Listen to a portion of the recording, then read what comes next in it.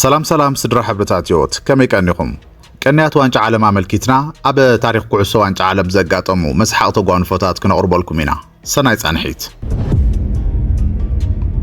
إذان نبر الله بلانيت أبنوس وكف 4 عامت بسنكي حادك قليلن أزانا قعن أمر مشكر كرا دويبل عسران كلتن أخلات مناسي نحانت السنفحت كعسو قبل على سعر الناس وقوقون ترأيو أما العالم زلو ودسب بسمعيتين النو እቲ ምኽንያት ከዓ ዋንጫ ዓለም ማለት ክንዮ ስልታ ውድድር ሃገራዊ ኩርዓት ዘለዎ ውድድር ምዃኑ ስለዘመን እዩ ዋንጫ ዓለም ስፖርታዊ ውድድር ጥራይ ኣይኮነን ልዑል በጀት ዝፈሰሉ ብመስኮት ቴሌቪዥን ዝመሓላለፍ ሪያሊቲ ሾውን እዩ ብዙሓት ከዋኽብቲ ዝደምቅሉ ኣረጋውያን ካብ ጥሮታ ተመሊሶም ባንዴራ ሒዞም ንዓዶም ዝነብዕሉ መድረኽ ኣብ ናይ ካሊታት ፍልሊ ናይ ደቂ ሰባት ስምዒት እንዳዘወረ ክትነብዕን ክትስሕቕን ዝገብር ህውከተኛ ፀወታ እዩ لومخا كم تلمود نتا أسلشاون درق قصراوتن تنان قديفنا كالاي كفال نايتي أبي وانش عالم زقاتمو أقرمتن تاريخا وقاتمتاتن حزنا لكم متسينا لنا وزوم تقوان فوتات زيوم وانش عالم ملو بملو لبونا أسحيتا شرق أدبرياز عبدتو لو أقاتمتات أبي لبونا تعذبتي لك عكام بسبب ستصحافة فيلم تسريتهم بسترفو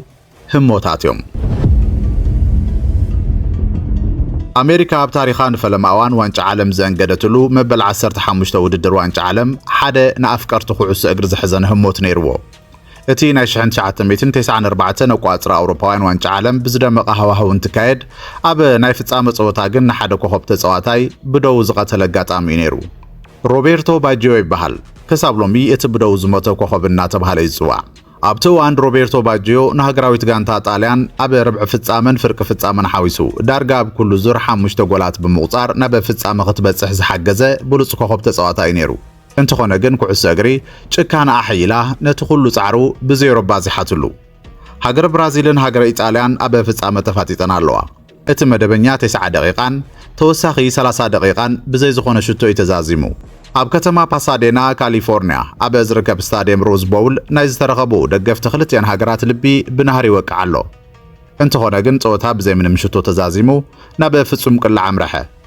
تصوت هاجراويت غانتا برازيل كاب 4 فتصوم كل عنتن 3 نابشتو غيرون تصوت هاجراويت غانتا ايطاليا جن كاب 4 شتوتات نتن كلته طرحيم نابشتو غيرمون حجي نتا تريفا زلا حنت فتصوم كل عزوقع كوخب تصواتاي روبرتو باجيو እቲ ተጻዋታይ ነታ ፍጹም ቅላዕ ናብ ሽቶም ዝቕይራ ሃገር ኢጣልያ ሓንቲ ዕድል ይህልዋ ማለት እዩ ሮቤርቶ ባጂዮ ነታ ፍጹም ቅላዕ እንተስሒትዋ ግን ብራዚልያ ትዕወት ዳኛ ፊስካ ነፊሑ ዓለም ድማ ልክዕ ንኽልተ ካሊታት ምዝዋራ ደው ትብል ባጂዮ ነታ ፍጹም ቅላዕ ይሃርማ ሮቤርቶ ባጂዮ ዝሃረማ ኩዕሶ ተሳሒታ ጥራይ ዘይኮነትስ ንሰማያ በሪራ ተጻወቲ ሃገራዊት ጋንታ ብራዚል ተሓጓሶም ክገልጹ በትን ክጎዩ ተራዩ ብራዚል ተዓዋቲት ዋንጫ ዓለም ኮይና باجو ግን በረድ ኮይኑ ደው በለ ሩሳድኒኑ ሓዚኑ ጥራይ ዘይኮነስ ኣፍቀርቱ ኩዕሶ ዓለሙን ንሃቱ ሓዘን ከም ብዖም ተራየ ነጽባሒቱ ጋዜጣታት እቲ ብደው ዝሞተ ኮኸብ ወይ ድማ ዘማን ሁ ዳይድ ስታንዲንግ ኢለን ጸብጸባ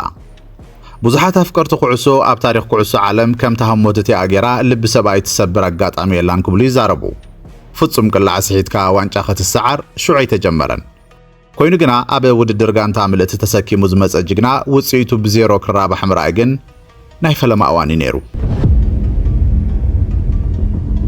ኣፍሪካዊት ሃገር ካሜሮን ኣብ ታሪኽ ዋንጫ ዓለም ደጋጊማ ካብ ዝተሳተፈ ሃገራት ቅድሚት እትስራዕ ሃገር እያ ሕጂ ዘለዋ ደረጃ ንባዕሉ ካብ ኣፍሪካ ካልእቲ ካብ ዓለም ድማ መበል 44 እያ ትርከብ ኣብ 1990 ነቋጽራ ኣውሮፓውያን ዝተገብረ ዋንጫ ዓለም ግን ሃገር ካሜሮን ሓደ ዘገርም ነገር ገይራ ነይራ ኣብቲ ግዜቲ ካሜሮን ሮጀር ሚላ ዝበሃል ኮኸብ ተጻዋታይ ነይሩዋ ኣብ 1990 ቋጽራ ኣውሮፓውያን ከዓ ወዲ 38 ዓመት ስለ ዝነበረ ካብ ኩዕሶ ዓለም ጫማ ሰቂሉ ተኣልዩ ፈቆዶ ደሴታትን ባሕርታትን ሸናዕ ዝብል ነይሩ ዋንጫ ዓለም ክዳሎን ትቃረብ ግን ፕሬዝደንት ሃገር ካሜሮን ንሮጀር ነቲ ትሰትዮ ዘለኻ መስተ ደርቢኻ ታኬታ ጫማኻ ኣሲርካ ምጸና ሓገዝካ የድልየና ኣሎ ክብል ብኽብሪ ጸውዖ ሮጀር ሚላ ንካሜሮን ክሕግዝ ጻውዒት ተቐቢሉ ኣብ ዝመጸሉ እዋን ኣብ ናይ ምድብ ፍጻመ ኣንጻር ሮማንያ 2 ጎል ናብ ርብዕ ፍጻመ ኣብ ምሕላፍ ዝግበር ጸወታ ድማ ኣንጻር ኮሎምቢያ 2 ጎል ጠቕላላ 4 ጎል ኣውፂሩ ዓለም ጉድ ኣበለ ኣብ ሃገር ካሜሮን ክሳብ ርብዕ ፍጻመ ዝነበረ ዕወት ጉዕዞ ከዓ ክሕግዝ ኣኽኢሉ እዩ ብፍላይ ድማ ኣብቲ ምስ ሃገር ኮሎምቢያ ዝነበረ ግጥምቲ ጸወታ ሮጀር ብዘመዝገባ ጎል ማዕረ ወፂኦም ናብ ተወሳኺ ግዜ ከም ዘምርሑ ዝዝከር እዩ ኣብ ተወሳኺ ደቂቓ ከዓ ሮጀር ሚላ ካብ ሓላዊ ውልዳት ኮሎምብያ ኩዕሶ ሕዲጉ ናብ ሽቶ ቀየረ። እታ ኣረጊት ሮጀር ሚላ ካብ ሓላዊ ውልዳት ኩዕሶ ሕዲጉ ብርሕቐት ናብ ሽቶ ምስ ቀየረ ናብ ባንዴራ ኮርናዕ ከይዱ ብተሓጓስ ክስዕስዕ ተረኣየ። ሃገራዊት ጋንታ ካሜሮን ከዓ ኣብ ታሪኻ ንፈለማ እዋን ናብ ርብዕ ፍጻመ ሓለፈት። ሃገራዊት ጋንታ ካሜሮን ቅድሚ ይኹን ብድሕሪኡ ኣብ ታሪኽ ዋንጫ ዓለም ናብ ርብዕ ፍጻመ በፂሓ ኣይትፈልጥን።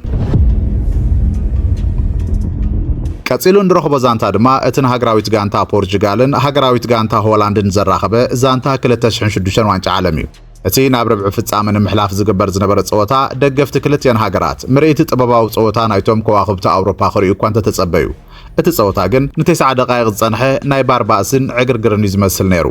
ፀወታ ካብ ዝጅምራት ሒዙ ነታ ኩዕሶ ዝደሊ ዝኾነ ተፃዋታይ ኣይነበረን። ኩዕሶ ንዝሓዘ ተፃዋታይ እናሓንኮልካ ምድርባይ ጥራይ ኮነ። ናይ ትዕለት እቲ ዳኛ ዝነበረ ራሻዊ ዳኛ ቫለንቲን ኢቫኖቭ ድማ ከይተሓለለ ካርድ እናመዘዘምሰየ። ዳርጋ ኣብ ነፍሲ ወከፍ 2 ደቓይቕ ፊስካ እናነፍሐ ወይ ብጫ ወይ ከዓ ቀይሕ ካርዲ ይህብ ነይሩ። ብፍላይታ በቲ ብሉፅ ኮኸብ ተፃዋታይ ናይቲ ዘመን ዝነበረ ሉዊስ ፊጎ እትምራሕ ዝነበረት ሃገራዊት ጋንታ ፖርቹጋል ኣብ መበል 23 ደቂቕ ሽቶ ምስ ቁፀረት እቲ ኣብ መንጎን ዝነበረ ወጥሪ እናወሰኸ ኸይዱ ቅልስ እዮም ጀሚሮም። እቲ ኣሰልቻውን ባእሲ ዝበዝሖን ፀወታ ኣብ መወዳእታ 16 ብጫን 4 ቀይሕ ካርድታትን የእንጊዱ ሓሊፉ። እዚ ድማ ከም በዓል ሉዊስ ፊጎን ዴኮን ዝመሰሉ ኮኸብ ተፃወቲ ሓዊሱ እዩ ካርድ ክምዘዘሎ መምሲዩ። ኣብቲ ፀወታ ገና ኣብ ንኡስ ዕድሚኡ ልዑል ክእለት ኩዕሶ እግሪ ዘርኢ ዝነበረ መንእሰይ ክርስቲያኖ ሮናልዶ ብተደጋጋሚ ብዝበፅሑ ማህረምቲ ተቐይሩ ካብ ሜዳ ክወፅእ ርኢናዮ ኢና። ኣብ መወዳእታ ፀወታ ድማ ፖርቹጋል 1-0 ስዒራ ናብ ርብዕ ፍጻመ ሓሊፋ እያ።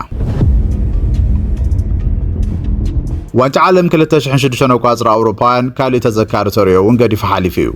ኣብ ጀርመን ዝተኻየደ መበል 18 ውድድር ዋንጫ ዓለም ኣብ ፀወታ ፍጻመ ሓደ ተሪዮ እንጊዱ። ኣብዚ ዛንታ ኣብቲ ዝነበረ ናይ ዙር ፀወታታት ደሚቑ ዝነበረ ወዲ 34 ዓመት ኮኸብ ተፃዋታይ ዝነዲን ዚዳን ኢና ንረክብ። ዝነዲን ዚዳን ማለት ሓደ ካብቶም ኣብ ታሪኽ ኩዕሶ እግሪ ዓለም ዝደመቑ ከዋኽብቲ ምዃኑ ንፈልጦ ኢና። ኣብቲ ንዚዳን ናይ መፈጸምቲ ዝኾነ ዋንጫ ዓለም ከዓ ካብ ትፅቢት ወፃኢ ኣንጻር ብራዚል ዝነበሮም ፀወታ ሓዊሱ ደሚቑ እዩ ነይሩ። ኣብታ ኣንጻር ኢጣልያ ዝግበር ዝነበረ ናይ ፍጻመ ፀወታ እውን ክሳብ ሎሚ ብፅባቐ እትለዓል ሓንቲ ፍጹም ቅላዕ ናብ ሽቶ ቀይሩ እዩ። ኣብቲ ዝነበረ ፀወታ 1-1 ብዝኾነ ውፅኢት ስለ ዝተዛዘመ ናብ ተወሳኺ ደቂቕ ኣምሪሑ። ኣብቲ ግዜ ተወሳኺ ደቂቕ ኩሎም ተፃወቲ ኣብ ዝደኸመሉ እዋን ዚዳን ግን ሕጂ እውን ጽቡቕ ምንቅስቓስ ምግባሩ ቀጸለ። ኣብቲ ፀወታ ግን ማርኮ ማቴራዚ ዝተባህለ ኢጣልያዊ ተኸላኻላይ ካብ እግሩ ምፍላይ ኣብዩ ነይሩ። ዝኾነ ሰዓት ግን ኩዕሶ ምሶም ኣብ ዘይነበረትሉ እዋን ማቴራዚ ደድሕሪ ዚዳን ክኸይድ ተረኣየ። ዝተወሰነ ዘረባ እውን ኣብ መንጎ ተለዋወጡ። ሃንደበት ግን ዚዳን ድሕሪ ተመሊሱ ብግንባሩ ኣብ ኣፍ ልቢ ወቂዑ ክሰጥሖ ተረኣየ። ናይ ትዕለት ዳኛ ድማ ነቲ ኣብቲ ፀወታ ደሚቑ ዝወዓለ ዚነዲን ዚዳን ቀጥታ ቀይሕ ካርድ ብምሃብ ካብ ፀወታ ኣልይዎ። ፀወታ እውን 1-1 ብዝኾነ ውፅኢት ተወዲኡ። ብመፍለይ ፍጹም ቅላዕ ድማ ሃገራዊት ጋንታ ፈረንሳይ ብኢጣልያ ተሰዓረት። ማርኮ ማቴራዚ ድማ ንሃገሩ ዋንጫ ዓለም ክዕትር ዝኸኣለ ጣልያናዊ ተባሂሉ ተመጎሰ። ምክንያቱ ዚዳን ማለት ብባህሪኡ ኣዝዩ ትሑትን ጠባያኛን ተፃዋታይ ብምንባሩ ተናኺፍካ ክትሕርቆ ዘይሕሰብ ነይሩ። ማርኮ ማቴራዚ ጥራሕ እዩ ነዚ ጉዳይ ውዒልዎ። ድሕሪ ግዜ ኣብ ዝተገብረ ቃለ ምሕትት ዚነዲን ዚዳን ማርኮ ማቴራዚ እንታይ ስለ ዝበለካ ኢኻ ከምኡ ጌርካ ምስ ተባሃለ እቲ ጉዳይ ውልቃዊ ስለ ዝኾነ መልሲ ክህብ ኣይደልን ክብል እዩ ተሰሚዑ። እንተኾነ ግን እቲ ኣብ መንጎም ዝነበረ ዝርርብ ድሒሩ ብክኢላታት መንበብቲ ከንፈር እንትትርጎም ከምዚ ዝብል ነይሩ። ማቴራዚ ንዚዳን ብተደጋጋሚ ብማሊኡ ይሕዞ ስለ ዝነበረ ማልያይ እንድሕር ትደልዮ ኮይንካ ድሕሪ ፀወታ ክህበካ ሕጂ ግን ግደፈኒ እንትብሎ ማርኮ ማቴራዚ ድማ ኣይ ናትካ ዘይኮነስ ናይ ሓፍትኻ ማልያ እየ ዝደሊ ክብል መሊሱሉ። ዚነዲን ዚዳን ክንዮዚ ክፃወሮ ይከኣለን፣ ምክንያቱ ጉዳይ ቤተሰብ ልዕሊ ኩሉ ስለ ዝስራዕ። ግደ ሓቂ ድማ ኣብቲ እዋን እቲ ኩነታት ጥዕና ተሓፍቲ ዚዳን ዝኾነት ሊላ ኣብ ፅቡቕ ኣይነበረን። እዚ ድማ ነቲ ኩነታት ከም ዘጋደዶ ፀብፀባት ይሕብሩ። እዞም ተዘክሮ ዛንታታት ናይቲ ተፈታዊ ዋንጫ ዓለም እዮም ነይሮም።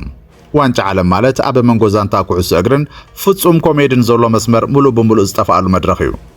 ክቡራት ተኸታተልቲ ሕብርታት ህይወት ካብቶም ዛንታታት ነየኖም ትዝክሩ? ነየናይ ክፈቲኹሞ? ኣብ ታሕቲ ኣብ ቦታ ኮመንት ኣፍልጡና። ነታ ሳብስክራይብ እትብል መጠወቒት ድማ ምጽቃጥኩም ከይትርስዑ። ዝያዳ ጥዑማትን ኣገረምትን ዛንታታት ድማ ኣብ ዝቕጽል ሒዘ ክምለሰኩም እየ። ሰናይ እዋን።